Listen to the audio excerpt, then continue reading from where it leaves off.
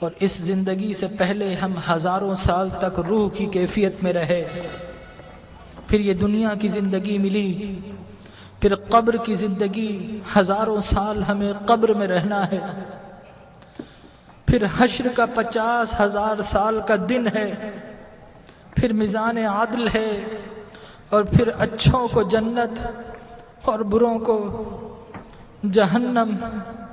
یہ انسانی زندگی کے مراحل ہیں، لیکن انسان کا المیہ یہ ہے کہ انسانی زندگی کا وہ گھر جو سب سے مختصر گھر ہے، انسان نے اسی زندگی کو اپنا سب کچھ سمجھ لیا ہے۔ ہم اس زندگی کے لیے گھر چھوڑنا پڑے تو گھر چھوڑتے ہیں، شہر چھوڑنا پڑے تو شہر چھوڑ دیتے ہیں، وطن چھوڑنا پڑے تو وطن چھوڑ دیتے ہیں، والدین کو چھوڑ دیتے ہیں، اولاد کو چھوڑ دیتے ہیں کہ یہ زندگی اچھی ہو جائے۔ ڈاکٹر کہے کہ تمہارا جسم بیمار ہے، فلاں چیز چھوڑ دو، تو ہم وہ چھوڑ دیتے ہیں، حتیٰ کہ کھانا اور پینا بھی چھوڑ دیتے ہیں۔ لیکن میرے بھائیوں، اپنے دل پر ہاتھ رکھ کر بتاؤ کہ کبھی اللہ اور اس کے رسول کے لیے کچھ چھوڑا ہے؟ اللہ نے کہا کہ برے اعمال چھوڑ دو، تو ہم نے اللہ کے لیے کبھی برے اعمال چھوڑے ہیں؟ اس کے رسول کی محبت کی خاطر کچھ چھوڑا ہے؟ ارے فقط ایک آنکھ جانے کا خطرہ ہو تو ہم ڈاکٹر کے پاس ساری جمع پونجی دے دیتے ہیں، ڈاکٹر کو پیش کر دیتے ہیں، اور وہ رب کہ جس نے بغیر کچھ لیے آنکھ دی، ناک دیا، کان دیے، جسم و جاں دیے، گھر بار دیے، عزت و آبرو دی، جس نے مال و دولت دیا، کیا ہم نے اس رب کی بارگاہ میں کبھی کچھ پیش کیا ہے؟ اپنے دل پر ہاتھ رکھ کر بتائیے، کبھی رات نیند کو قربان کر کے کبھی اس رب کی بارگاہ میں کچھ سجدے پیش کیے ہیں؟ کبھی اس رب کی خاطر آنسو بہائے ہیں؟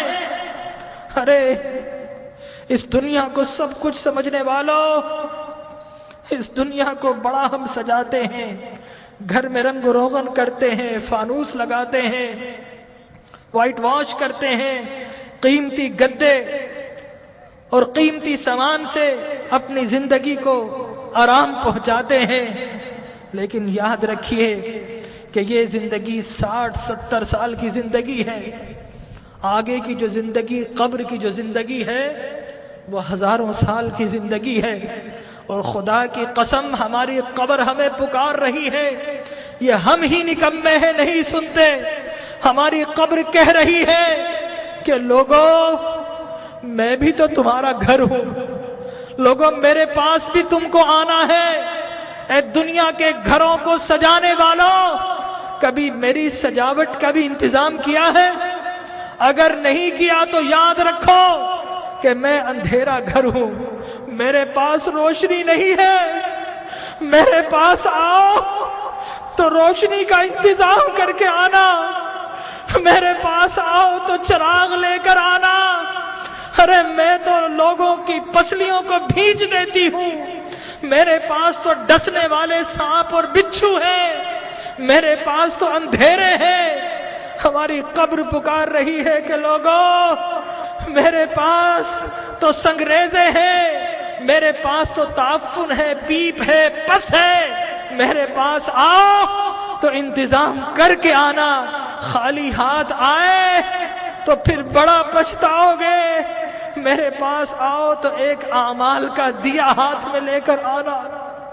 لیکن ہمارا المیہ یہ ہے کہ ہم قبر کی پکار سننے کو تیار نہیں ہیں۔